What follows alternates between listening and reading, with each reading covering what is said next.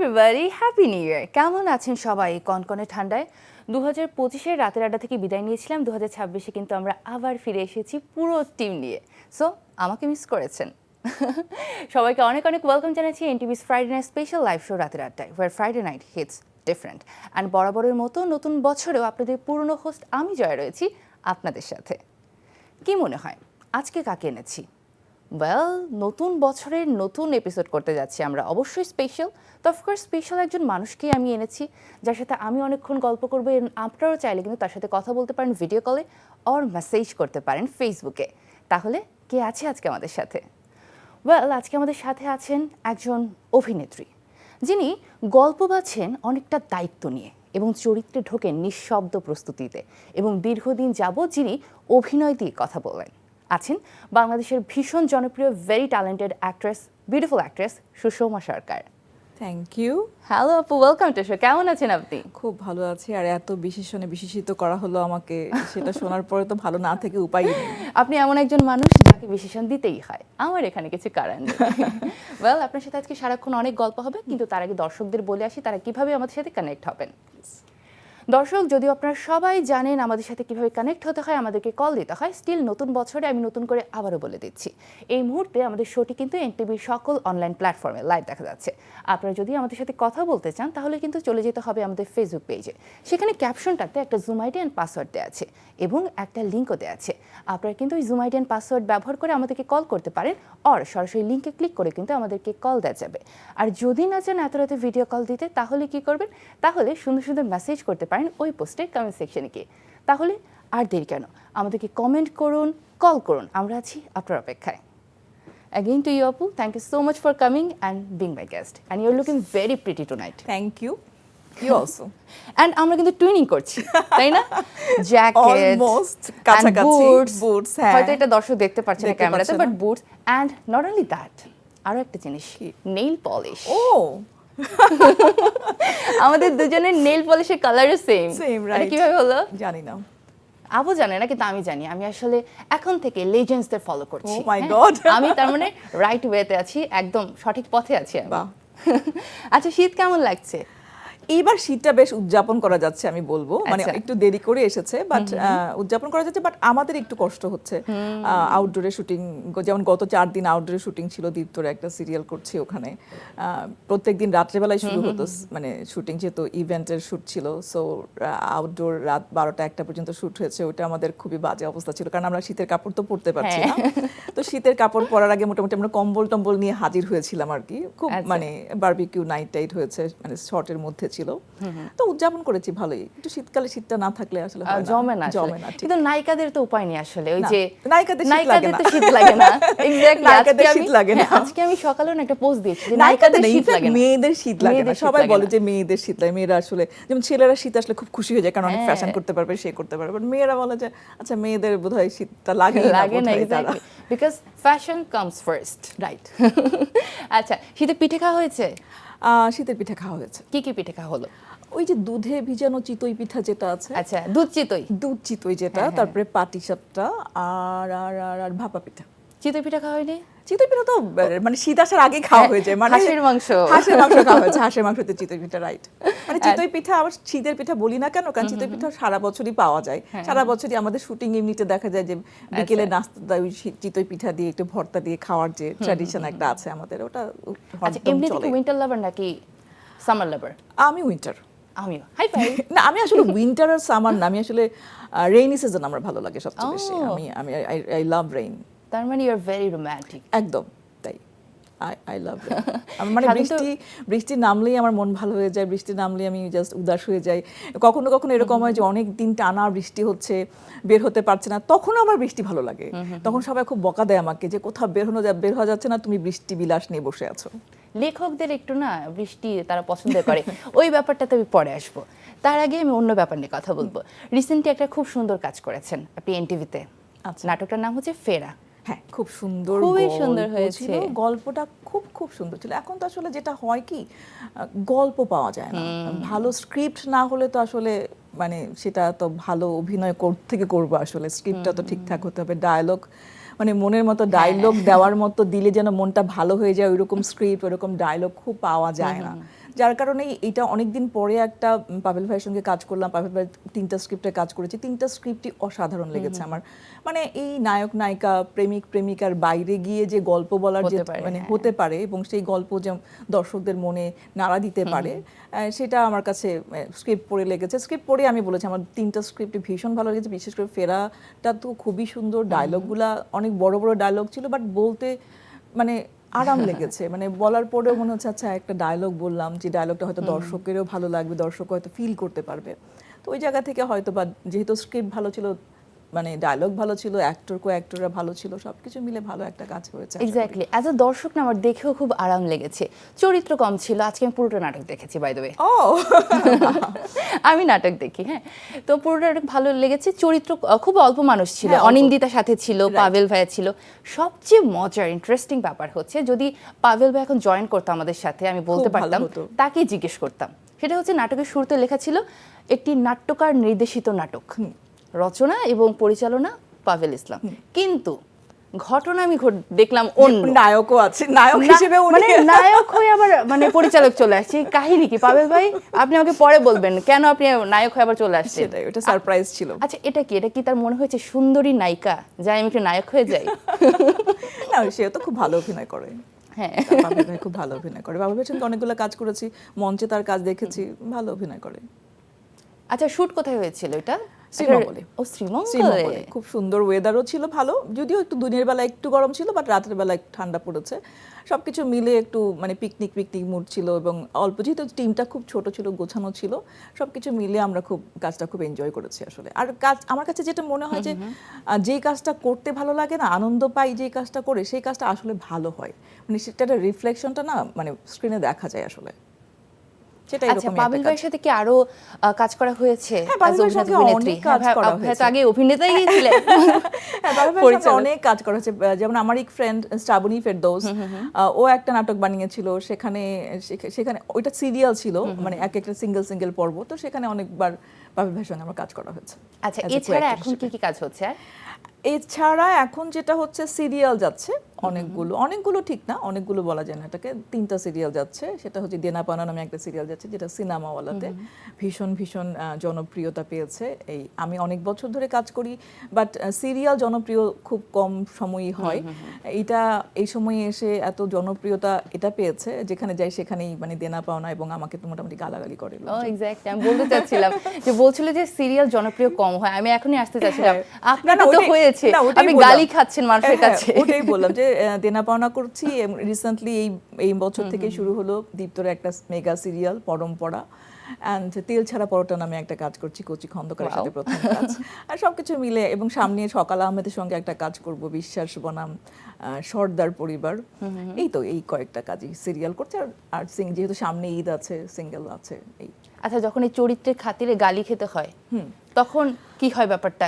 আমি এনজয় করি, কারণ হচ্ছে কি ওই মানে দর্শক নিচ্ছে আমাকে, তার মানে হচ্ছে আমি ওটা অ্যাপ্রোপ্রিয়েটলি করতে পারছি। কারণ আমি যদি ভালো ক্যারেক্টার, আর সবচেয়ে ভালো লাগে কি দর্শক কিন্তু দিন শেষে না পজিটিভ থাকে, মানে পজিটিভ সাইডে, মানে ভালো জিনিসকেই কিন্তু দর্শক রিসিভ করে। যে একটা খারাপ ভিলেনকে কিন্তু সে গালাগালি করতেছে, যে আচ্ছা ওই কেন এটা করছে, ও কেন এটা করছে। হয়তো বা আমার যেহেতু দেনাপানাটা ফ্যামিলি ড্রামা, এবং বউ শাশুড়ি আছে এখানে, তারপরে আমার মা আছে, সবকিছু মিলে একটা ব্যাপার স্যাপার আছে। বাট মানে রিয়েল লাইফে কি জানি না, বাট দর্শক নাটক দেখে বা সিনেমা দেখে ওই ভালোটাই দেখতে চায়, ভালোর সঙ্গে থাকতে চায়, খারাপ জিনিস একসেপ্ট করে না। এবং গুড মেসেজ, হ্যাঁ একদমই আমার কাছে এটা খুব ভালো লাগে যে আচ্ছা আমি যখন খারাপ কিছু করছি তখন সে দর্শক আসলে নিতেই পারছে না যে কেন এটা করছে। যেমন ক্যাম্পাস নামে একটা নাটক করেছিলাম, একটা সিরিয়াল করেছিলাম, সেখানে আমি একজন বাংলার অধ্যাপক ছিলাম, এবং আমার প্রেমে পড়ে আমার এক স্টুডেন্ট, এবং এটাও আসলে মানে তখন অনেক গালি খেয়েছি যে মানে কেন মানে একজন স্টুডেন্ট কেন একজন টিচারের প্রেমে পড়বে। এই যে অসামঞ্জস্যতা যে দর্শক নিতে পারে না, মানে সমাজের মধ্যে যে অসামঞ্জস্য ব্যাপারগুলো আছে, সেগুলো দর্শক আসলে মানে উইলিংলি রিসিভ করে না। আসলে এটা একটা মানে গুড সাইন আমি বলবো। আচ্ছা ঠিক আছে। আচ্ছা সুষমা সরকারের মনের বয়স কত? 26-এ এসে আটকে গেছে, এখনো আর বাড়ছে না। আচ্ছা ঠিক আছে, তাহলে আরো একটু ছোটবেলায় আমি যাব। আমি জানি আপনি ধামরাইন ওয়ে, হ্যাঁ তাই না? হ্যাঁ। আচ্ছা, ধামরাই হ্রদ তো খুব বিখ্যাত, ধামরাই হ্রদ বিখ্যাত। যাওয়া হয়?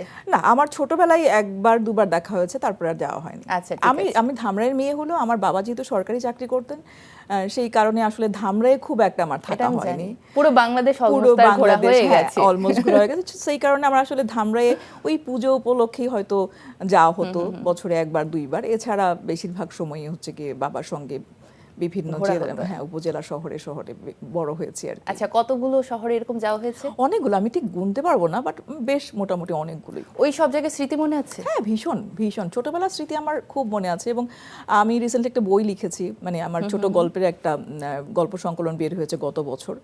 সেখানে পঞ্চবটি নামে একটা গল্প আছে, যেটা আসলে অলমোস্ট আমার ছোটবেলায় আমি যখন কাপাসিয়াতে ছিলাম সেই সময়কার আমার যে মেমোরি, সেই সময় আমার স্কুল জীবন, সেই স্কুলের আমার ফ্রেন্ডরা, ওরা ওই গল্পটাতে ঘুরে ফিরে এসেছে আর কি কিছুটা কিছুটা জায়গায়।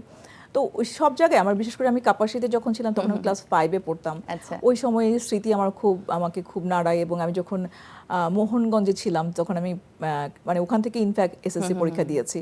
ওই জায়গাটাও আমার কাছে, ওই মেমোরিগুলো খুব টানে। এবং বন্ধু বান্ধব খুব মিস করি এখনো, যদিও ফেসবুকের কল্যাণে দুই একজনকে পেয়েছে, বাট অনেক হয় না, অনেক বন্ধু বান্ধব ছোট্টবেলার খেলার সাথী, ওদেরকে খুব মনে পড়ে মাঝে মাঝে আমার। এখন যাওয়া হয় ওই জায়গাগুলোতে এমনিতে ঘুরতে? না, ওই জায়গাগুলো জানি, রিসেন্টলি আমি বালিয়াটিতে গিয়েছিলাম। আচ্ছা। ওখানে গিয়ে আমার খুব ভালো লেগেছে। মানে ভালো লেগেছে ইন এ সেন্স যে ছোটবেলায় মনে হতো যে অনেক বড় একটা বাসায় থাকি, অনেক বড় জায়গা, ওখান থেকে বোধহয় স্কুলটা অনেক দূরে, যে পুকুরে গোসল করি সেই পুকুরটাও মনে হয় অনেক দূরে। বাট রিসেন্টলি যখন আমি 2 বছর আগে গিয়েছিলাম তখন দেখলাম যে না, এটা তো খুবই খুবই কাছে, একদমই কাছে, অথচ ছোটবেলায় মনে হতো অনেক দূর, মনে হতো অনেক দূর। এবং আমার ছোট ভাইকে আমি জিজ্ঞেস করেছিলাম তোর কি এরকম মনে হয়েছে? বলে হ্যাঁ, আমারও সেম জিনিসটা মনে হয়েছে, যে আসলে তো মনে হচ্ছে অত বড় জায়গায় থাকে, আসলে অত বড় জায়গা ছিল না।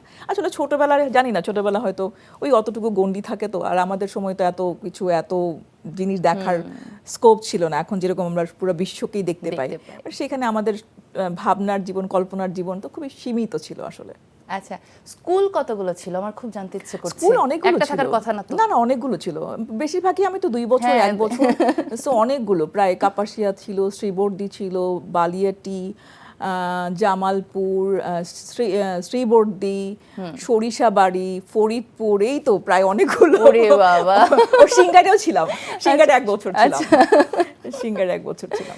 বিশাল, বিশাল। মানে স্মৃতির ভান্ডার আসলেই। এবং এত বন্ধু বান্ধব, এবং এত এই যে বন্ধু ছেড়ে আসার যে বেদনা, সেটা আমাকে খুব খুব মানে খুব কষ্ট দিত আসলে। হ্যাঁ, এই একটা জায়গায় রইলাম, বন্ধু বান্ধব আবার খুবই খুবই কষ্টদায়ক। হ্যাঁ, তারপর ছাত্রী হিসেবে কেমন ছিলাম? খুব বাজে, ভীষণ বাজে জীবনে। মানে মা বাবা আত্মীয় স্বজন এতটাই বাজে ছিলাম যে সবাই খুব টেনশনে ছিল যে আমি এসএসসি পরীক্ষাতে মানে ম্যাট্রিক পাস করতে পারবো তো, এইরকম। বিশেষ করে আমি অঙ্কে মানে কখনোই পাস করতাম না, টেনে টুনে 30-25 এরকম পেতাম। তো সবাই আমার মাথার মধ্যে ঢুকিয়ে দিয়েছে যে মেয়ে তো নিশ্চয়ই একবারে পাস করতে পারবে না, নিশ্চয়ই 2-3 বার লাগবে। দেন হচ্ছে আমার এক টিচার ছিল, আমার মনে আছে, আমি পাটিগণিত একদমই পারতাম না, বীজগণিত মোটামুটি পারতাম, বীজগণিত আর জ্যামিতি মোটামুটি পারতাম। পাটিগণিত মুখস্থ করতেন? হ্যাঁ, একদমই তাই। আমার টিচার ছিল, সেই টিচার আসতো এবং টিচার জানতো যে কি কি পরীক্ষাতে কি কি আসবে, এবং ওগুলো আমি কন্টিনিউয়াসলি প্রত্যেকদিন 4-বার 5-বার করে লিখতাম মুখস্থ করে এন্ড ফাইনালি আমি মানে 3টা স্টার মার্ক পেয়ে এসএসসি পরীক্ষাতে পাস করেছি। ওয়াও, একবারে পাস, একবারে, আবার 3টা স্টার মার্ক, একদমই সত্যি কথা। এ তো মানে মিরাকেল। ওই যে ঢুকিয়ে দিয়েছে যে পাস করতে পারবে কিনা, তো তখন আমার মধ্যে একটা জেদ কাজ করেছিল যে দেখিয়ে দিব তোদেরকে, দাঁড়া। হ্যাঁ, শেষের দিকে প্রচন্ড পড়াশোনা করেছেন সুষমা সরকার, যে এবার দেখিয়ে দিব। মার খাওয়া হয়েছে না? হ্যাঁ, ভীষণ। বাবা কখনো মারেনি, বাবা আমাদের কাউকেই মারেনি। ইনফ্যাক্ট আমরা 3 ভাই বোন। বাবা বকা দিলেই হতো, বাবা বকাও ইনফ্যাক্ট খুব একটা দেয়নি। বাবা ছিল আমাদের অন্যরকম, বাবার সাথে আমাদের সম্পর্ক। আচ্ছা, সবার বাবাই কি মারে না? মারে না? আমিও মার হাতে প্রচুর মার খেয়েছি। শোয়ার জন্য আমার ছোট ভাইয়ের যুদ্ধ লেগে যেত। বাবা কখনো কখনো বাবা মাঝখানে থাকতো, আমরা দুইজন দুই পাশ থেকে বাবাকে জড়িয়ে ধরে ঘুমাতাম, এটা ছিল। আর মার তো অনেকবার খেয়েছি, বড় হয়েও ক্লাস 8-9-এ উঠেও বোধহয় মার খেয়েছি। হাই ফাইভ, আমি খেয়েছি। এটা মানে আমার মা পারলে আমাকে এখনই মারে। হ্যাঁ, আমাকে এই যে গাল ধরে চিমটি দিত আর মারতো, চড় মারতো। আচ্ছা, তখন মারপিট আরো বেশি ভয়ানক ছিল। হ্যাঁ, তখন তো মাই গড। আচ্ছা, ঠিক আছে, কিন্তু এখন তো আপনি অভিনেত্রী হয়ে গেছেন, কিন্তু আমি জানি একটা সময় আপনি এয়ার হোস্টেস হতে চেয়েছিলেন, সেটা হলো না কেন? আর ভাগ্যিস হয়নি, কারণ আমার অনেক ফোবিয়া আছে। তখন ছোটবেলায় তো বুঝতাম না। আর এখন মাঝখানে যেমন ফ্লাইটে আমার একবার ইয়েতে পড়লাম, বাম্পিং এ পড়লাম, ও মাই গড, মনে হলো যে জীবনে কেন আমি ফ্লাইটে উঠলাম, কেন আমার আচ্ছা। আমার প্লেন জার্নি আমার একদম, আই হেট প্লেন জার্নি। আচ্ছা, তখন ঠিক মনে আছে। হয় যে ওই ছোটবেলার যে ডিসিশনটা ছিল ওটা ভুল ছিল। ওকে, ঠিক আছে, আমরা ভুল ডিসিশন নিয়ে আবার পরে কথা বলবো, কিন্তু এখন দর্শক ফেসবুকে অনেক অনেক ভালোবাসা পেয়েছে, আচ্ছা। দিয়েছে। আমরা সেখান থেকে গালিও থাকবে নিশ্চয়ই সেখানে। একদমই না, আচ্ছা। আমি শিওর সবাই ভালোবাসায় দিয়েছে, এবং Okay. সেখান থেকে কিছু কমেন্টস, সবগুলো পড়তে পারবো না, কিছু কমেন্টস আমরা পড়ে নেব। Please. আহমেদ ফারুক লিখেছেন, চট্টগ্রাম জেলার রাউজান উপজেলার কৈরপাড়া গ্রাম থেকে বলছি, টিভি চ্যানেলের ভালোবাসা আলো আঁধার নাটকে সুষমা আপুর অভিনয় আমার কাছে অনেক অনেক ভালো লেগেছে। হ্যাঁ, ভালোবাসার আলো আঁধার খুব ভালো একটা, আমারও খুব পছন্দের একটা কাজ ইনফ্যাক্ট। অনেক অনেক ধন্যবাদ। ডাব্লিউ লিখেছেন, সুষমা আপু মানেই আমার সবচেয়ে পছন্দের অভিনেত্রী। Thank you. আমারও পছন্দের অভিনেত্রী, thank trust you. Me. Thank you. আচ্ছা, রনি লিখেছেন, দেনা পাওনা একটা এপিসোডও মিস দেইনি সুষমা আপুর অভিনয় দেখে, এত ভালো থ্যাংক ইউ হচ্ছে ভাই, দেনা থ্যাংক ইউ, পাওনা। আপনাদের জন্যই আমাদের কাজ করা, থ্যাংক ইউ। ভালোবাসায় ভরে যাচ্ছে একদম। ওকে, আয়ান লিখেছেন, আমার একটা প্রশ্ন, সুষমা আপুর দেনা পাওনা এমন ভিলেন টাইপ আচরণ না করলে হতো না? এটা আমি কিচ্ছু জানি না ভাই, এটা হচ্ছে জানে হচ্ছে আমার ডিরেক্টর আমাকে যা বলে আমি তাই করি। এর বাইরে আমাদের আসলে আমরা অভিনেতা অভিনেত্রীদের কিচ্ছু করার নাই, ডিরেক্টর যা বলবে আমরা তাই করি আসলে। ট্রাস্ট মি, উনি না খুব ভালো মানুষ, বিশ্বাস সেটাই, করেন। আমি কিন্তু এত আসার খারাপ পর না। থেকে ভাই, আসার পর থেকে উনি এত সুইট, এত কথা, উনি ওই ভিলেন চরিত্রটা উনি বাস্তবে না, প্লিজ লাভ হার, ডোন্ট হেট হার। আচ্ছা, এয়ার হোস্টেস হওয়াটা হলো না, এখন আমি একটু পড়াশোনাটা জানতে চাই, যেখান থেকে আপনার এই যে অভিনয়ে আসা হলো, আচ্ছা। তার আগে আরেকটা পার্ট আছে, আপনি জাহাঙ্গীরনগর ইউনিভার্সিটিতে রাইট। নাট্যতত্ত্ব ওখান বিভাগে থেকে পড়াশোনা আসলে করেছেন। অভিনয় জীবনে করব, অভিনেত্রী হব, এটা আমার জীবনে কল্পনাও ছিল না আসলে। দেন যখন আমি জাহাঙ্গীরনগরে ড্রামাটিক্সে ভর্তি হলাম, এবং আমার মানে সাহস, এখন মনে হয় খুব দুঃসাহস ছিল। আমার প্রথম প্রোডাকশন ছিল সেলিম আল দীনের বনপাংশুর। আচ্ছা, বনপাংশুরের সুকি ক্যারেক্টার। তো সুকি ক্যারেক্টার দিয়ে আমি আমার মঞ্চের যাত্রা শুরু করলাম। তখন ওই যে বড় ভাইদের প্রোডাকশন থাকতো, মানে মাস্টার্স প্রোডাকশনে জুনিয়রদের কাজ করতে হতো। তো ওখানে আমি সবচেয়ে ভাইটাল রোল সুকি ক্যারেক্টার করতাম, যেটা তখন ঢাকা থিয়েটারে শিমুল ইউসুফ করতেন। আচ্ছা। এবং আমি তখন আসলে সেলিম আল দীনও বুঝি না, অনেক কিছু আসলে জানি না আসলে, জাস্ট না জেনে, এবং অভিনয় কি কিছুই জানি না আসলে। একদমই সত্যি কথা, কারণ আমি কখনো ওই থাকে না যে ছোটবেলায় অভিনয় করা, মঞ্চে ওঠা, ওগুলো আমার কখনোই করি না, যেহেতু গান জানি না, নাচ জানি না, কিছুই জানি না, যার কারণে আমার আসলে কখনোই স্টেজে দাঁড়ানো হয়নি। স্টেজে কিভাবে দাঁড়াতে হয় সেটাও আসলে জানি না। তো সেই যে দুঃসাহস নিয়ে আমি সুকি ক্যারেক্টার করেছিলাম, এবং সেলিম স্যার মনে আছে একবার রিহার্সালে একবার এসেছিলেন, এসে বললেন যে, কে এই মেয়েটাকে দেখি। আচ্ছা, কি ভালোবেসে বলেছিল না, নাকি ভালো রেগে? মোটেই ভালোবেসে ও না, আচ্ছা। আমার প্রজেকশন লেভেল খুব বাজে ছিল, ভীষণ ও, বাজে ছিল। আচ্ছা। আর মঞ্চে প্রজেকশন লেভেল না থাকলে তো কোনো, মানে শেষ সারি দর্শকটা পর্যন্ত আপনাকে দেখতে হবে, ভয়েসটা পৌঁছাতে হবে। তো আমি খুবই মানে আন্ডারটোন ছিলাম, এন্ড আমার ভয়েস মানে প্রজেকশন লেভেল খুব বাজে ছিল। আচ্ছা। তখন আমাকে খুব বকা দিয়েছিল, একটু মানে একটু ভালোবেসেই বকা দিয়েছিল, বাট তারপর থেকে আমি সেলিম স্যারকে খুব ভয় পেতাম। এবং স্যার যখন মাস্টার্সে ক্লাস নিলেন, তখনও আমি মানে যখনই শুনতাম যে স্যার ক্লাস নেবেন, এবং স্যার ক্লাস খুব একটা নিতেন না, কিন্তু যখন নিতেন 4-5 ঘন্টা ধরে ক্লাস দিতেন, এবং মোটামুটি তখন ওই 4-5 ঘন্টা মনে মনে দম বন্ধ হয়ে যাওয়ার মতো অবস্থা ছিল আর কি। আচ্ছা, ব্রেকের আগে তো গল্প করছিলাম যে খুব বকা খেয়েছিলেন প্রথম দিন, হ্যাঁ। প্রশংসা কবে পেয়েছিলেন? প্রশংসা পেয়েছি, মানে স্যাটিসফাইড কবে হয়েছিলেন আপনার টিচার? সেলিম স্যারের আরেকটা কাজ করেছিলাম, সৈয়দ ওয়ালিউল্লাহর কাদো নদী কাদো, ওটা মাস্টার্সে করেছিলাম, এবং ওখানে উনি ডিরেকশন করেছিলেন। তখন অটোমেটিকলি আমরা একটু মানে সহজ স্বাভাবিক হয়েছে আর কি, যেহেতু প্রতিদিনই রিহার্সাল হতো, আসতেন উনি, তখন অনেক প্রশংসা করেছিলেন। রিহার্সাল অনেক এবং স্ট্রিক্ট হয় না নাট্যতত্ত্বে যারা পড়াশোনা করে? হ্যাঁ, রাত দিন রাত দিন হয়, অনেক স্ট্রিক্ট হয়। এবং আরেকটা কাজ করেছিলাম সেলিম আল দীনের, আরেকটা কাজ বনপাংশুল না, সরি, আরে নামটা ভুলে গেলাম। যাক, সেটা করার পরেও আমাকে অনেক প্রশংসা করেছিলেন। ওখানে ওনার একটা ক্যারেক্টার, ওনার পছন্দের একটা ক্যারেক্টার আমি করেছিলাম, সেটা দেখে ওনার ভালো লেগেছিলেন। এবং আরেকবার একটা বকা দিয়েছিলেন আমাকে, এটা ভালোর জন্যই বলেছিলেন, তখন বুঝতে পারিনি, বুঝতে পারলে আরেকটু ভালো হতো, আমার ক্যারিয়ার মানে অভিনয় ক্যারিয়ার আরেকটু ভালো হতো। সেটা হচ্ছে একবার আমি প্রথম একদম শুরুর দিকে সুমন আনোয়ার আমার গ্রুপের। এবং আরেকটা কথা বলে রাখি এখানে যে কাদো নদী কাদো যখন করি তখন হচ্ছে মাসুম রেজা, মানে দেশ নাটকের মাসুম রেজা, উনি দেখতে গিয়েছিলেন। সেলিম আলদিনের সঙ্গে তার একটা বন্ধুত্বপূর্ণ সখ্যতা ছিল, সবসময় ছিল। তো দেখতে গিয়ে আমাদেরকে বলেছিলেন যে আমরা থিয়েটার করতে চাই কিনা। তো আমি তো তখন উনার থিয়েটার দেখেছি, তখন নিত্যপুরাণ হিট, মানে সুপার হিট নাটক। ওই নাটকের সদস্য হব, ওই নাটকের সদস্য হওয়ার জন্য দলের একজন প্রধান আমাকে বলছেন, সাথে সাথে আমি রাজি হয়েছিলাম। এবং ওটা আমার একটা থিয়েটারের জার্নি বলতে পারেন। অ্যান্ড তারপরে ওই গ্রুপের থ্রুতে আমাদের তো অনেক গ্রুপ মেম্বার ছিল, সুমন আনোয়ার, শিহাব শাহিন, গিয়াসউদ্দিন সেলিম, সবাই তো আমাদের বিশাল বড় টিম, সব আমাদের গ্রুপের মেম্বার। তো তখন হচ্ছে সুমন আনোয়ার একটা নাটক ডিরেকশন করলো, ওখানে আমাকে তাজিনা আপার বোনের ক্যারেক্টার দিল। তো তখন তো আমি তো কখনো অভিনয় করিনি, জাহিদ হাসান, তাজিন আহমেদ এদের সঙ্গে কাজ করবো, এটাই তো অনেক বড় ব্যাপার আসলে। তো আমার কি ক্যারেক্টার, আমার প্রেজেন্ট কতটুকু, বা আমার আসলে চরিত্রের গুরুত্ব, এগুলো আমি কিছুই জানতাম না। আর আমি তো প্রফেশনালি থিয়েটারটা ইয়াটা করবো, অ্যাক্টিং করবো, সেটা তো আমি কখনো কল্পনা করিনি। যার কারণে ওই যাত্রাটা আসলে আমি অত ভেবে চিন্তে করিনি। তো মনে হলো যে আচ্ছা সুমন ভাই ডেকেছে, আচ্ছা করে আসি। তো দুটো সিন ছিল আমার, দুটোতেই আমি ফোনে কথা বলি। তারপর সেলিম স্যার আমাকে বলেছে, আই মেয়ে এদিকে এসো, তোমাকে কে কাজটা করালো তোমাকে দিয়ে, শুধু ফোনেই কথা বললে তুমি, একদম এগুলো করবে না। তখন আমার কাছে কেন এরকম বকা দিল কেন, তখন আসলে সত্যি বুঝি নাই, বাট এখন বুঝি যে আসলে ওটা আসলে মানে যাত্রাটা, মানে শুরুটা আসলে ঠিকঠাক শুরুটা করতে হয় আসলে। এক্স্যাক্টলি। আচ্ছা, জাহাঙ্গীরনগর পড়েছেন, তার মানে তো হলে থেকেছেন।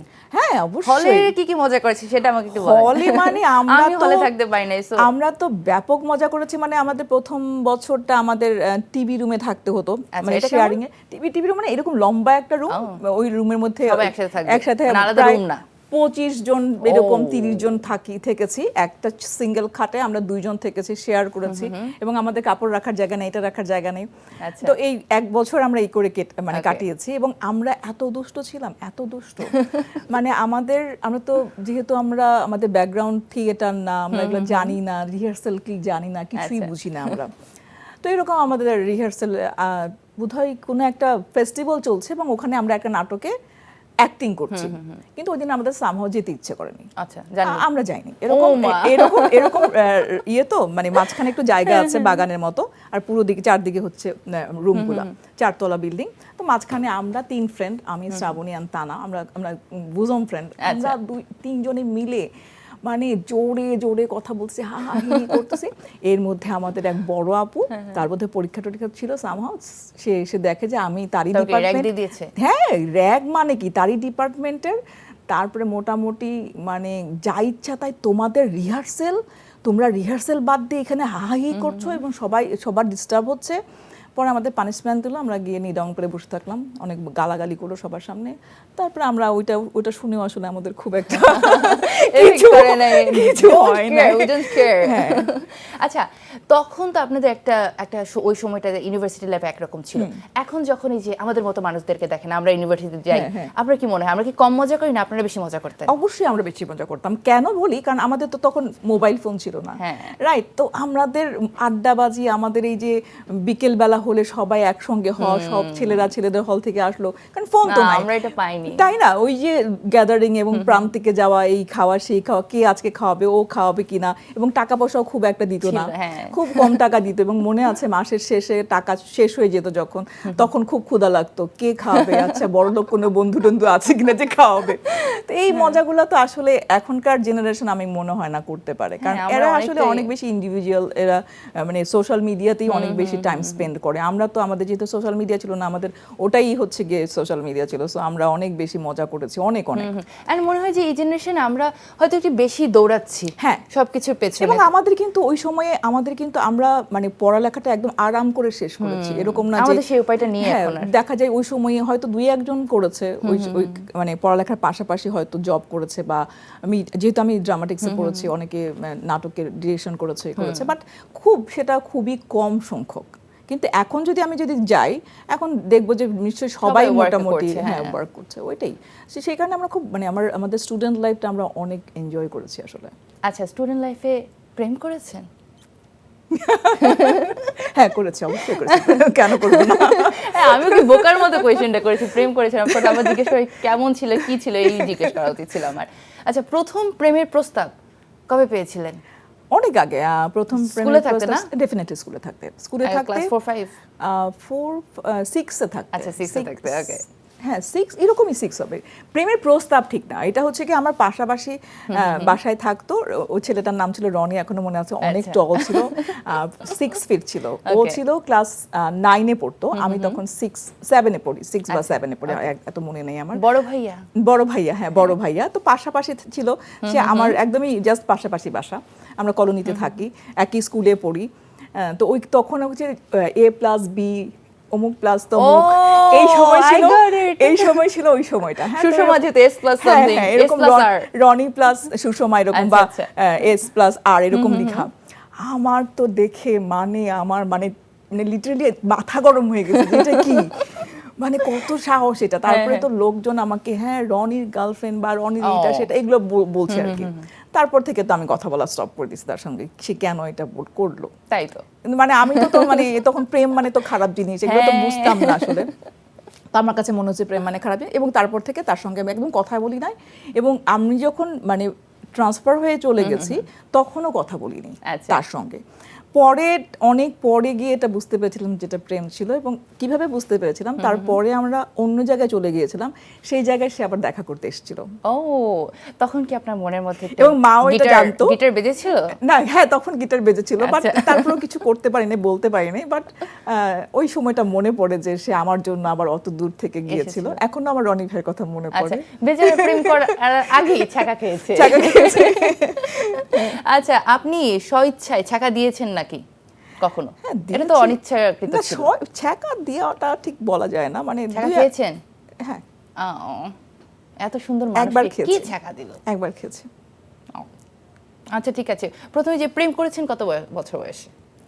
প্রেম ওইভাবে ইউনিভার্সিটিতে এসেই করেছি। তার আগে আসলে যেটা ছিল ওটা তো আসলে এই পথের ধারে দাঁড়িয়ে থাকা, ওই যে টিউশনের করতে পেছনে পেছনে যাওয়া, লিটারালি তাই। ওই পথের ধারে দাঁড়িয়ে থাকতো, আমরা যেতাম স্কুলে, কখনো রিক্সা করে, কখনো হেঁটে যেতাম, ওই জাস্ট চোখাচোখি হতো। কখনো ওরা হয়তো বিকেলবেলা ঘুরতে আসতো, তখন ওই ছাদের থেকে একটু টাঙ্কিবাজি হইতো, এটুকুই প্রেম। এবং আমার মনে আছে যে আমি ক্লাস 8-এ পড়ি যখন, তখন চিঠি, আমার মা আমার ব্যাগে চিঠি পেলো, এবং ধরা খেলাম এবং মার খেলাম বেশ। মানে চিঠি কি আপনি লিখেছিলেন না আপনাকে লিখেছিল? আমাকে লিখেছিল। ও, তো তখন তো আবার চিঠি লেখাতে আবার মানে নাম ইউজ করতো না, মানে উপমা দিত যে নন্দিনী, প্রিয় নন্দিনী, প্রিয় প্রিয়তমা, প্রিয়া টিয়া এইসব আর কি। তো তখন মাকে বলছি, না মা এটা আমার না, কেউ আমার ব্যাগে ঢুকাই দিছে। তোর না, তাহলে তোর ব্যাগে আসলো কোত্থেকে? অনেক মার খেয়েছিলাম তখন। আমাদের এই জেনারেশন আসলে এইভাবে প্রেম করে না। আমরা হয়তো ফেসবুকে হাই হ্যালো, এই জেনারেশন প্রেমের বিষয়টাই বোঝে না আসলে। প্রেম কি জিনিস এটা এই জেনারেশন সত্যি বোঝে না। প্রেম অন্য জিনিস। প্রেমে মানে প্রেমে পড়লে তো আসলে মনের মধ্যে, এই বুকের মধ্যে একটা ধকধক একটা ব্যাপার থাকতে হবে, একটা মানে প্রেম আসলে অন্য ফিলের ব্যাপার। সেই ফিলটা আমার কাছে মনে হয় এই জেনারেশনের কাছে ওই ফিলটা আছে বলে আমার কাছে মনে হয়। আমরা তো এই যে পত্র এত সুন্দর একটা জিনিস, এটা তো আমাদের জেনারেশনে দেখা হওয়া না, মানে ফোন নাই, কিছু নাই, দেখা গেল যে কল, মানে বিকেলবেলা দেখা করতে এসছে, সামহাও আমি মিস করেছি, ওই দিন আর দেখাই হলো না, কারণ কোথাও খুঁজে পাচ্ছি না, তো কিভাবে খুঁজবো? মানে ব্যাপারটা এবং অপেক্ষা করার যে বিষয়টা, সেটা তো এই জেনারেশন তো এগুলো বুঝেই না। মানে অপেক্ষা, মানে প্রত্যেকটা টাইমে জানতে হবে সে কি করছে, কিন্তু যে 3 দিন 4 দিন পরে যে দেখা হওয়ার, একদম দেখা নাই, কথা নাই, দেন তারপরে দেখা হওয়ার, সেটা তো এখন তো মানে 3-4 দিন কথা না হলে ভাবে মানে গেছে, শেষ আর নাই। 3-4 দিন, একদিন ঘন্টাতেই নাই, একদিন কথা হলে শেষ, ব্রেকআপ। হ্যাঁ, আচ্ছা আর কি করতেন আপনারা? আমার খুব জানতে ইচ্ছে করছে তখন প্রেমে। ও আচ্ছা, ওই সময় তো প্রেম, এই তো আমাদের প্রেমটা আসলে যেহেতু ক্লাসমেটের সঙ্গে প্রেম ছিল, সেহেতু বেশিরভাগই রিহার্সাল, ঘোরাঘুরি, বন্ধু বান্ধব এদের সাথেই করেছে। আচ্ছা ঠিক আছে, আরো গল্প শুনবো। এখন দর্শক আবার ভালোবাসা পাঠিয়েছেন ফেসবুকে, সেখান থেকে আরো কিছু টেক্সট পড়ে নেব। আহমেদ ফিরোজ লিখেছেন, ছায়া সিনেমাতে সৎমায়ের ক্যারেক্টারে আপনাকে অনেক মানিয়েছে, বেশ ভালো অভিনয় ছিল। ও মাই গড, আমাকে তো মারতে চেয়েছে, আপনি বলেছেন মানিয়েছে, থ্যাংক ইউ। না, তার মানিয়েছে, ভালো লেগেছে। Thank you. দিদার লিখেছেন, women of no religion short ফিল্মটি অসাধারণ ছিল, সুষমা আপু। Thank you. আপনি যেটা দেখেছেন আমার খুব ভালো লেগেছে, কারণ এটা আসলে মানে খুব আমরা প্রচার খুব একটা করতে পারিনি, কিন্তু এটা আমার খুব পছন্দের একটা কাজের মধ্যে যদি বলেন তাহলে এটা একটা কাজ। আচ্ছা, এটা আমি শুনবো গল্প। রবিন লিখেছেন পেয়ারার সুভাষ সিনেমায় ভালো অভিনয় করেছেন সুষমা আপু। থ্যাংক ইউ, ওটাও আমার খুব পছন্দের একটা কাজ এবং পছন্দের একটা চরিত্র আসমা ক্যারেক্টারটা খুব দেখেছেন সুন্দর। দর্শক সব সব মনে মুখস্থ। রাখে, সত্যি খুব ভালো লাগছে। হ্যাঁ, আজাদি হোসেন লিখেছেন thanks to NTV given us a nice show named রাতের আড্ডা, happy new year to 26, best wishes to all and today's guest actress. Thank you, Thank you happy new and year. happy new year to Happy you. New Year. অন্তর্বিশ্বাস লিখেছেন প্রিয় শিল্পী সুষমা সরকারকে খুবই সুন্দর লাগছে। থ্যাংক ইউ ভাইয়া। আচ্ছা, সঙ্গে উপস্থাপনা অসাধারণ, আমার কথা বলতে থ্যাংক ইউ। আচ্ছা, পিয়াস লিখেছেন পারিবারিক নির্বাচন নাটকটা বেশ ভালো হয়েছে, সুষমা আপু Thank খুব you. ভালো অভিনয় করেছেন বড় বউ হিসেবে। Thank you. আচ্ছা, বড় বউ ছিলেন? বড় বলছিলাম, থ্যাংক ইউ। আচ্ছা, ওই কমেন্টটা না আগে চলে গেছে, আমার কথা বলেছে আমি পড়তে পারলাম না। ও পরে নিও। বাসায় গিয়ে দেখে নেব হ্যাঁ। Comment section. কোথায় যেন আমরা ছিলাম? প্রেমে ছিলাম। আর প্রেম অনেক হয়েছে, প্রেম অন্য হয়েছে কিছু এবার অন্য কিছু। কাজে ফিরি এবার। আচ্ছা, আমি আবার একটু ব্যাকে যাব। ওই যে বলছিলেন প্রথম মঞ্চে ওঠা, মঞ্চে অভিনয় করার অভিজ্ঞতা তো বললেন, কিন্তু এই যে মঞ্চ থেকে টেলিভিশন, এই ট্রানজিশনটা কিভাবে হলো? মঞ্চ থেকে টেলিভিশন আমি যেহেতু ততক্ষণে দেশ নাটকের সঙ্গে সম্পৃক্ত হয়েছি, দেশ নাটকের সঙ্গে জয়েন করেছি, এটা 2001 এই সময়কার কথা বলছি। তো তখন সেলিম মানে গিয়াসুদ্দিন সেলিম আমাদের গ্রুপ মেম্বার ছিলেন। তো আমি তো এত কিছু চিনি না খুব একটা, যাই হোক উনি আসলেন না, এবং ওই দিন আমি হট সিটে বসেছিলাম। আচ্ছা, এবং ওনার হয়তো আমাকে খুব ইন্টারেস্টিং লেগেছিল সামহাও, এবং তখনই একটা সিরিয়াল করার কথা ওনার। সেই সিরিয়ালে ছিলেন জয়া আহসান, ছিলেন এটিএম শামসুজ্জামান, ইন্তেকাব দিনার, শারমিন শিলা, সব গুণী মানুষ, সব গুণী মানুষ, এবং ফারুক আহমেদ সরি, অ্যান্ড হচ্ছে মোশাররফ করিমেরও প্রথম কাজ, আমারও প্রথম কাজ ওটা, এবং আমার অপোজিটে মোশাররফ করিম আচ্ছা, ছিলেন। ঠিক আছে। ওই আমার টেলিভিশন যাত্রা। এর আগে আমি আরেকটা কাজ করেছিলাম, সেটা হচ্ছে মোর্শেদুল ইসলামের সঙ্গে লারা নামে একটা শর্ট ফিল্ম করেছিলাম। শর্ট ফিল্ম, একটা ডকু ড্রামা বলা যায়। সেলিনা হোসেনের মেয়ে যে মারা গেলেন, লারা, সেটা কি 2001 ওই এর সময়, আগে? ওই সময়টাই আচ্ছা, আমি যখন অনার্স পড়ি তখনকার সময়ে করা। আচ্ছা, আর আমি জানি যে প্রথম মানে শুটিং এর অভিজ্ঞতাটা এমন ছিল, ভালোবাসার বিড়ম্বনায় আপনারা শুটিংই করতে পারেননি, সিরিয়ালটার শুটিং এ গিয়ে দর্শকদের ভালোবাসার ও বিড়ম্বনায় আচ্ছা, ওইটাই শুটিং না করে চলে এসেছিলেন। হ্যাঁ, সেটা ছিল যে সাদা মেঘের বৃষ্টি। আচ্ছা, সেটা আমরা যশোরে গিয়েছিলাম শুটিং করতে। আমাদের প্রায় 4-5 দিনের শুটিং এর ইয়ে ছিল। তো ওই সময় এটিএম শামসুজ্জামান ছিলেন আমাদের সঙ্গে, এবং ওই সময় তো মানে সিনেমার মানে ব্যাপক জনপ্রিয়তা, এবং অনেকে শুনেছিলেন যে ওখানে শাবনূর আসবেন, আচ্ছা। এবং গ্রাম ওখানে যেহেতু কোনোদিন শুটিং হয়নি, মানুষ দেখতে চলে আসছে। লোকারণ্য, ওনাকে খেতে দিচ্ছে না, বসতে দিচ্ছে না, বাথরুম করতে দিচ্ছে না, কিচ্ছু করতে দিচ্ছে না। আমরা শুটিংই করতে পারিনি। পরে আমরা রাত্রেবেলা অন্ধকারে আবার ব্যাক করেছি একদিন কি কাজ করার ভালোবাসার পর। বিড়ম্বনা। এটাকেই ভালোবাসার বিড়ম্বনা বলে। এই জিনিসটা আমার মনে হয় এখন অনেকটা কমে গেছে, এখনো আছে, এখন বাট এই অনেকটাই যে কমে গেছে। নায়ক নায়িকা দেখবো, এখন তো সব গ্রাম থেকে দেখতে অন্য গ্রাম পাচ্ছে। থেকে মানুষ চলে মানে আসে। আগে যেরকম হতো, যেরকম আমরা শুনেছি আগে যে যারা সিনেমা করতে বিশেষ করে, তারা কখনোই পাবলিক প্লেসে যেতে পারতো না, মানে যেতে নিষেধ করে দিত, যে তোমাকে যেন কখনো পাবলিক প্লেসে জাস্ট নর্মাল কোনো ইয়েতে যেতে দেখা না যায়। যাকে টাকা দিয়ে দর্শক দেখছে টেলিভিশনে, মানে সিনেমা হলে গিয়ে, তাকে যদি ফ্রি দেখা যায় তাহলে ভ্যালুটা থাকে না। যার কারণে ওই নায়ক নায়িকারা কিন্তু সবসময় মানে বোরকা পরে খুব মানে গোপনে চলাফেরা করতো। কিন্তু এখন তো সোশ্যাল মিডিয়ার যুগে এখন ওই ইয়েটাই ট্রান্ডটাই মানে চেঞ্জ হয়ে গেছে, ওই ব্যাপারটা, ওই ট্র্যাডিশনটা আর এখন আর নাই। এখন কিন্তু সবাই তার ফেসবুক পেজ, ইনস্টাগ্রাম সবকিছুতেই তো অনেক বেশি অ্যাক্টিভ, অনেক বেশি। আপনার কেমন হয়েছে, বোরকা পরে কোথাও যাওয়া হয়েছে? না। আচ্ছা, দর্শকরা পেলে কি করে রাস্তায়? এখন তো ছবি তুলে একবার ছবি তুলে এবং গালাগালিও করে, যেহেতু নেগেটিভ ক্যারেক্টার চরিত্রের জন্য। একবার হলো যে এই তো রিসেন্টলি না, 1 বছর হয়ে যাচ্ছে প্রায়,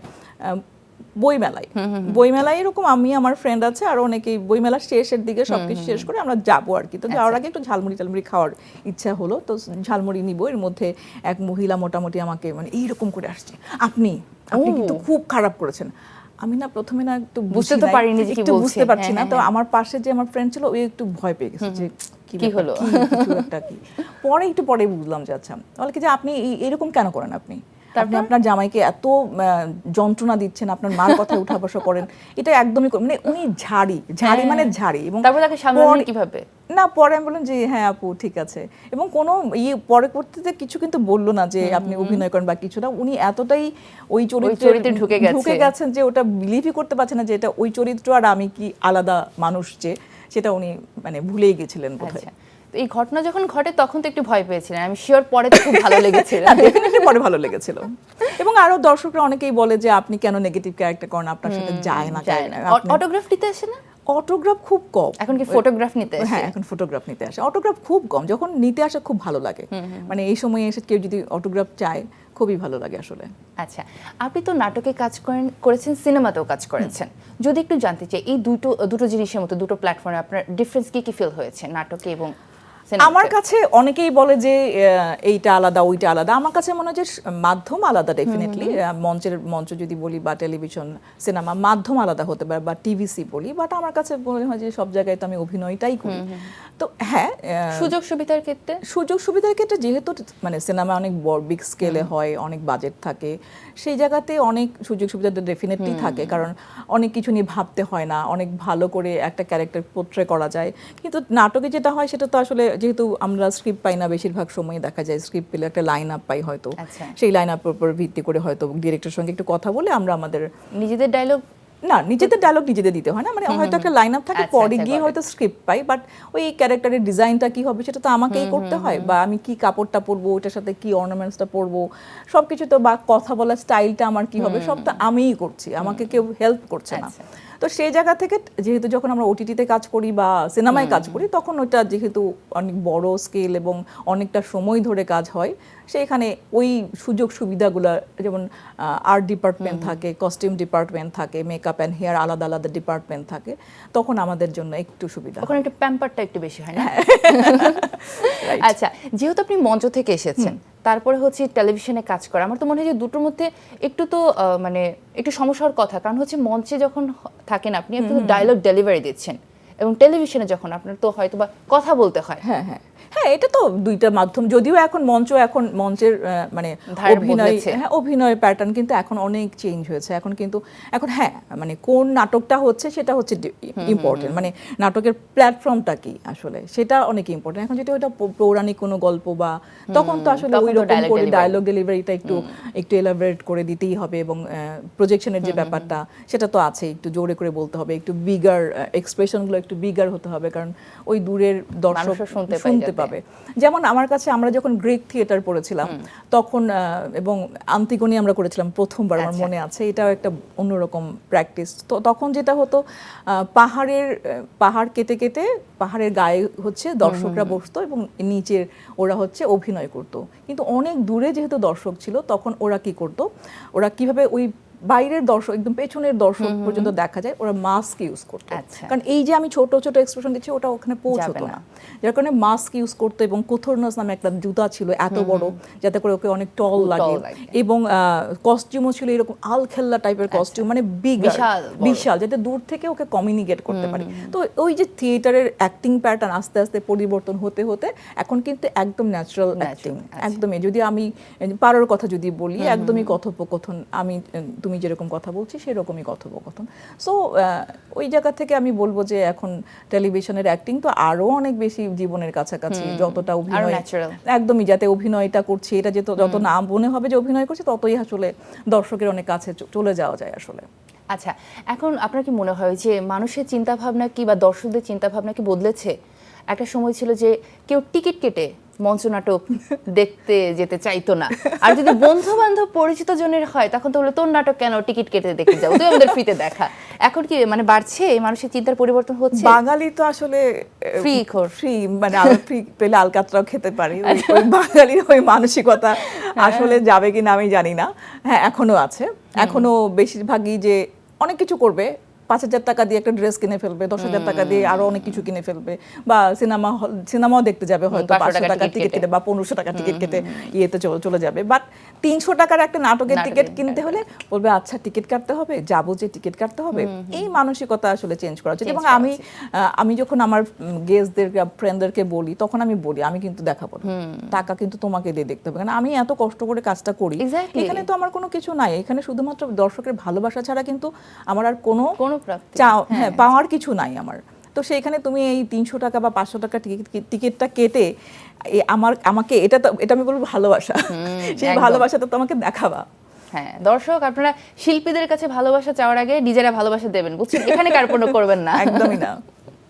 আচ্ছা, শিল্পী বা অভিনেতা অভিনেত্রীদের তো বিভিন্ন চরিত্রে কাজ করতে হয়, তখন সেই চরিত্রের সাথে ম্যাচ করে জামা কাপড়, প্রচুর জামা কাপড় লাগে। আপনার কত জামা কাপড় আছে? ও মাই গড, কত জামা কাপড় যে আছে! জামা কাপড়ের যন্ত্রণায় মাঝে মাঝে মানে পাগল লাগে। যেটা হয় যে মানে আমাদের আর্টিস্টদের আসলে একটা ড্রেসিং রুমই থাকা উচিত আসলে, যেটাতে পুরাটা জুড়ে ক্লোজেট থাকবে এবং একটা ডিপার্টমেন্ট থাকবে, যেটা গ্রামের নাটক, এটা শহরের নাটক, এইটা ওয়েস্টার্ন, এটা গ্রামের একদম গরিব নাটক, বা এটা সালোয়ার কামিজ, এটা সেটা, মানে নানা রকম। মানে আমার তো যেটা হয় যে অন্যরা সব ফেলে দিতে পারে কাপড় চোপড়, যে এই ট্রেন্ড চলে গেছে, এই ফ্যাশন আর নেই, এটা ফেলে দেই। বাট আমার তো সব, ইভেন আমি আমার ফ্রেন্ডদেরকে বলি যে ফেলিস না, ফেলার আগে আমাকে দেখায় নিস, আমার লাগবে কিন্তু। এবং গিফট দিলেও দেখা যায় যে আমার সাথে যাচ্ছে না, হয়তো শাড়ি একটা দিল বা সালোয়ার কামিজ একটা দিল, যেটা আমি আসলে পরি না, যে জড়ি টড়ি হাবি জাবি এগুলো দিল, হয় বাট রেখে দিতে হবে, এটা লেগে যাবে কাজে, এটা আমার কোনো না কোনো একটা ক্যারেক্টার লেগেই যাবে এবং লাগে সত্যি। তো ওই জন্য অনেক কাপড় চোপড় এগুলো এইটা একটা মানে আমার কাছে জন্য মনে হয় যে যদি একটু মানে কস্টিউম ডিপার্টমেন্ট যদি চালু হয়ে যেত, মানে আমাদের মতো খুশি আর কেউ হতো না। কারণ আমরা যে পেমেন্টটা পাই তার বেশিরভাগই কিন্তু আমাদের এই কস্টিউম, মেকআপ, এতে চলে যায়, সবকিছুতে চলে যায়। আমার ক্ষেত্রেও না সেম, যদি কোনো অনুষ্ঠানে শাড়ি পরা থাকে আমি ভেরি হ্যাপি, বিকজ আমার মার অনেক শাড়ি, কোনো প্যারা হয় না। আচ্ছা, কতগুলো আলমারি তাহলে বাসায়? আচ্ছা, অনেক কিছু গুনি দেখিনি। এই এক মানে বিশাল বিড়ম্বনা।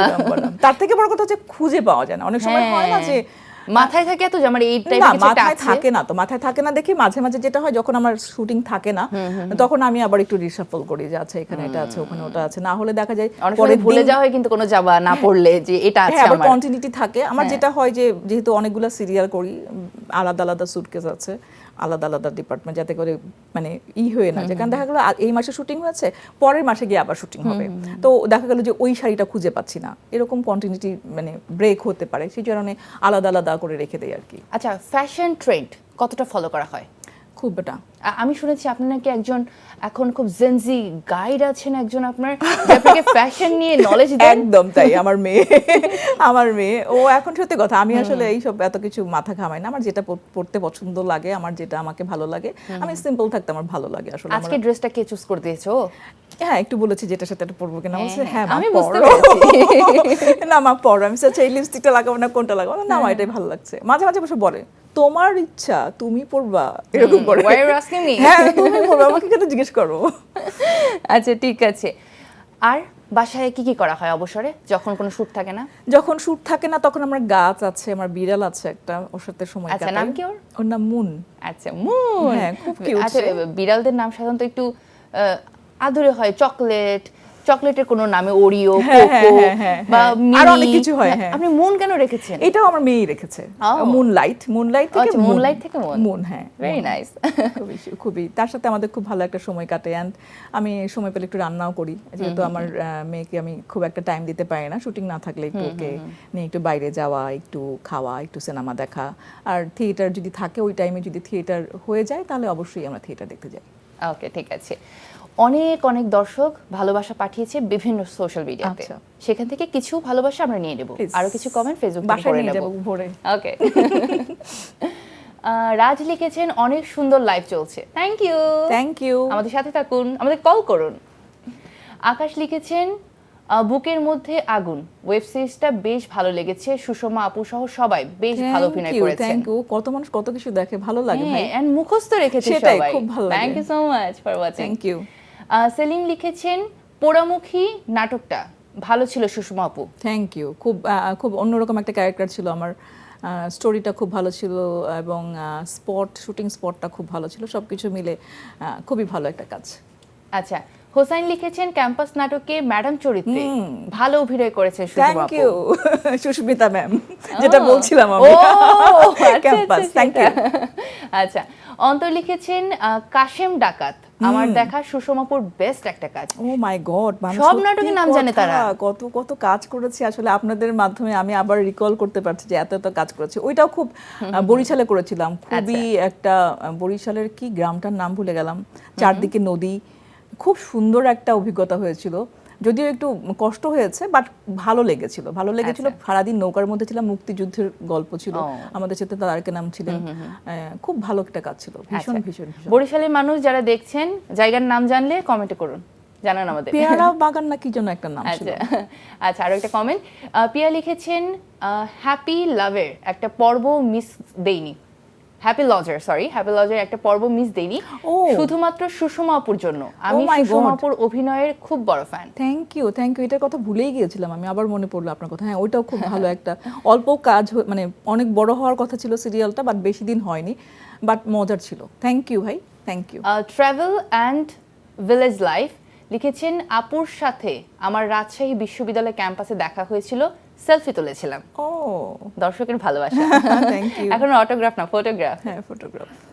আচ্ছা, বলছিলেন যে সময় পেলে বাসায় রান্না বান্না হয়, বাসার মানুষ আপনার হাতের কোন রান্নাটা বেশি পছন্দ করে? আমার সব রান্নাই পছন্দ করে, যদিও মাছটা আমার রান্না করতে ভালো লাগে না, একদমই ভালো লাগে না আমার। একটু ভেজিটেবল, একটু ভর্তা, একটু খিচুড়ি, বিরিয়ানি, এগুলো করতে ভালো লাগে। আগে অনেক করতাম রান্না বান্না, এখন আসলে সময় পাই না, খুব একটা করা হয় না। আর আমার হাতে খাসির মাংস খুব পছন্দ করে সবাই। I love mutton. আমি কি একদিন দাওয়াত পেতে পারি? Please please. আমার তো এরকম হয়েছে যে আমার এক ফ্রেন্ড আছে, ও মানে ওর হাজবেন্ড বিশেষ করে আমার মাটনের পাগল। একবার আমাকে তো এরকম মানে বিপদেই ফেলে দিল, আমাকে বলে যে তুই কি বাসায় আসিস? আমি কেন? মাটন খাবো না, মাটন খাবো না, ওর বাসায় গেস্ট আসবে, তো ওর বাসায় অনেক গেস্ট আসবে, প্রায় 15-16 জন গেস্ট আসবে, তো আমি তো অনেক কিছু করছি, তো আমার হাজবেন্ড বলছে যে শরৎ বলছে যে তো সুষমাকে একটু রান্না করে দিবি কিনা। আমি তখন বলে যে আচ্ছা ঠিক আছে। পরে এরকম 6 কেজি না 7 কেজি মাটন পাঠালো। আমার তো মোটামুটি মানে হয় না যে একটা দায়িত্ব যখন হয়ে যায় তখন তো আসলে ভালো করতে হবে, প্রেসার দেখা যায়, টেনশনে খারাপ হয়ে যায়। এবং আমার কাছে মনে হয়েছিল যে খুব খারাপ হয়েছে, বাট তারপরে আমি রিভিউ পেলাম যে অনেক আইটেম ছিল, সবাই নাকি ওটা মোটামুটি শেষ করে ফেলেছে।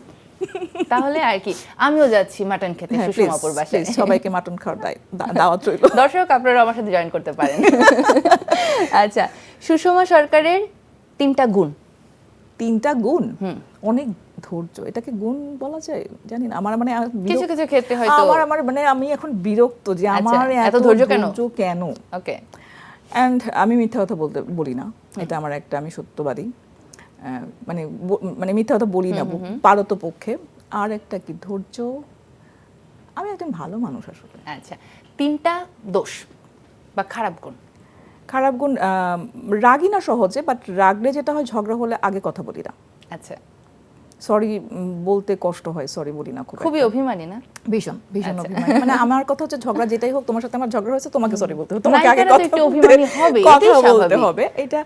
এবং অনেকটা আনসোশ্যাল।